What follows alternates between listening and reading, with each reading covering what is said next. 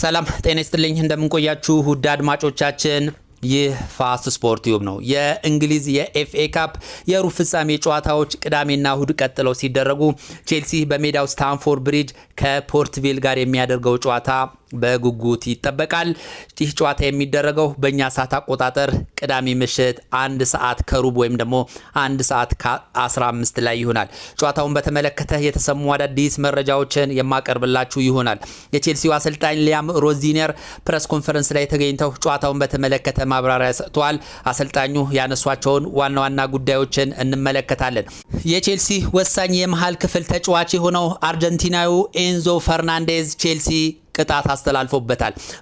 በምን ምክንያት ቅጣቱ የተላለፈበት ቅጣት ምን ይመስላል የሚለውን ጉዳይ እንመለከታለን። እንደዚሁም አሁን ላይ እውቁ የእግር ኳስ ተንታኝ የሆነው ጋሪ ኔቭል እንደዚሁ ኢንዞ ፈርናንዴዝን በተመለከተ ሀሳቡን አጋርቷል።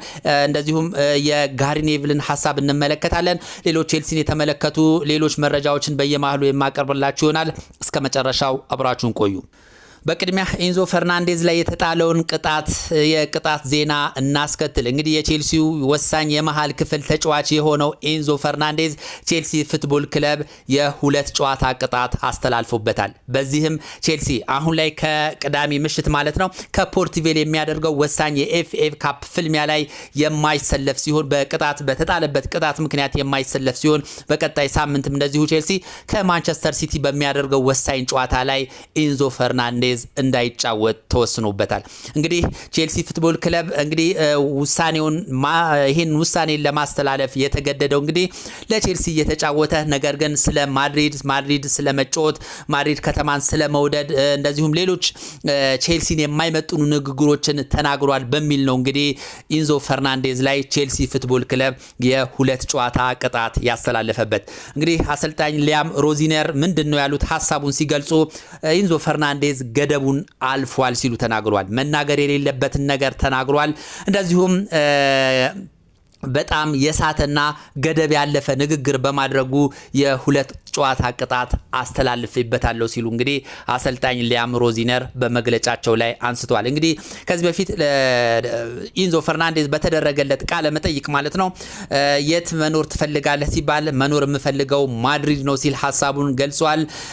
እንደዚሁም መኖር የምትፈልግበት ከተማስ የትኛው ነው ተብሎ ለቀረበለትም ጥያቄ እንደዚሁ ማድሪድ ነው ሲል እንዲህ በተደጋጋሚ ሀሳቡን ገልጿልና በዚህም እንግዲህ ለቼልሲ ፉትቦል ክለብ እየተጫወተ የሌላን ክለብ ስም በማንሳቱና ለቡድኑና ለማሊያ ታማኝ ባለመሆኑ እንግዲህ በርካታ የቼልሲ ደጋፊዎችን ሲያበሳጭ ቆይቶ ነበር።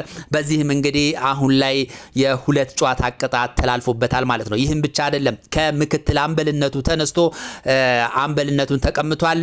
ለጊዜው ለሞሰስ ካይሴዶ የአምበልነቱን ቦታ ተሰጥቶታል ማለት ነው። እንግዲህ ሪያል ማድሪድ ኢንዞ ፈርናንዴዝን ለማስፈረም ይፋዊ ጥያቄ አላቀረበም። ነገር ግን ልጁ እንግዲህ በግድ ማድሪድ ካልሄድኩኝ አይነት ነገር የሚመስል አስተያየት በተደጋጋሚ ሲሰጥ ተሰምቷል። ቼልሲ ቤት የረጅም ዓመት የሚያቆይ ኮንትራት አለው። እንደዚሁም የወጣበት በርካታ ሚሊዮን ፓውንድ ገና አልመለሰም። ያናህል እንግዲህ ብቃቱ ጣራ ላይ የነካ ተጫዋች ነው ብሎ መናገር አይቻልምና በዚህ ልክ አስተያየት መስጠቱ የቼልሲ ደጋፊዎችን አበሳጭቷል። የቼልሲም ደጋፊ ይሄ እኔን የማይመጥን ነው በማለት እንግዲህ የ2 ጨዋታ ቅጣቶችን አስተላልፎበታል ማለት ነው። በዚሁ አሰልጣኝ ሊያም ሮዚነር ያነሷቸውን ዋና ዋና ሌሎች ጉዳዮችን እንመልከት። አሰልጣኙ እንግዲህ ካነሷቸው ዋና ዋና ጉዳዮች መካከል ስለ ጀምስ ተናግሯል። ጀምስ በጥሩ ሁኔታ ላይ ይገኛል፣ እያገገመ ነው ሲሉ እንግዲህ መልካም የሚመስል ዜና ተናግረዋል። እንደዚሁም ስለ ቻሉባም እንደዚሁ ተጠይቀው ነበረ። ቻሉባም በጥሩ ሁኔታ እያገገመ ነው፣ በመጪዎቹ ሳምንታት የሚሰለፍበት እድል ይኖራል ብለዋል። እንደዚሁም ስለ ኮልዊልም ሀሳባቸውን ሰንዝሯል። አሰልጣኝ ሊያም ሮዚነር ወደ ትሬኒንግ ተመልሷል፣ በቀጣዮቹ 4 ሳምንታት ውስጥ ወደ ሜዳ ይመለሳል ብዬ አስባለሁ ብሏል። እንግዲህ ኮልዊል ወሳኝ የቼልሲ የተከላካይ ስፍራ ተጫዋች ነው።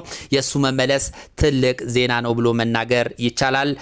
ኢስቲቫኦ ለጨዋታው ዝግጁ መሆኑን አብስሯል። እንግዲህ ኢስቲቫኦ ላለፉት 4 እና 5 ጨዋታዎች ባጋጠመው ጉዳት ምክንያት ለቼልሲ ግልጋሎት እየሰጠ እንዳልነበር ይታወቃል። አሁን ግን ከሁሉም አይነት ጉዳት አገግሞ ለጨዋታው ዝግጁ መሆኑን አሰልጣኝ ሊያም ሮዚነር አብስሯል። ተናግረዋል። እንደዚሁም ጂሚ ጊተንስንም በተመለከተ ጥሩ ዜናን ተናግረዋል። ጂሚ ጊተንስ ሙሉ ለሙሉ ከጉዳቱ አገግሞ ለጨዋታዎች ዝግጁ ነው ሲሉ እንግዲህ አሰልጣኝ ሊያም ሮዚነር በፕሬስ ኮንፈረንሳቸው ላይ አንስተዋል። እንግዲህ ጂሚ ጊተንስና ቻሎባ ለሲቲ ጨዋታ ይደርሳሉ ተብለው ተጠይቀው ነበረ። ጀምስና ቻሎባ ለሲቲ ጨዋታ ይደርሳሉ ተብለው ተጠይቀው ነበረ። አይደርሱም። በዚህ ሳምንት እንኳን ይደርሳሉ ብዬ አላስብም። ምናልባትም በቀጣይ ከሲቲ ሳይሆን በቀጣይ ከሚደረግ ጨዋታ ላይ ሊደርሱ ይችላሉ ሲሉ ሀሳባቸውን ገልጸዋል። የተጎዱ ተጫዋቾችን አናስቾክላቸውም፣ ቶሎ በቅጡ ሳያገግሙ ወደ ሜዳ እንዲመለሱ አናደርግም። በትክክል አገግመው በሕክምና ባለሙያዎች ማገገማቸው በደንብ ተጠንቶ ነው ወደ ሜዳ የምንመልሳቸው። የይድረስ ስራ አንሰራም ሲሉ እንግዲህ አሰልጣኝ ሊያም ሮዚነር ሀሳባቸውን ገልጸዋል። ሌላው እንግዲህ ቅድም እንዳልኳችሁ ስለ ኤንዞ ፈርናንዴዝ ነው ሀሳባቸውን የገለጹት።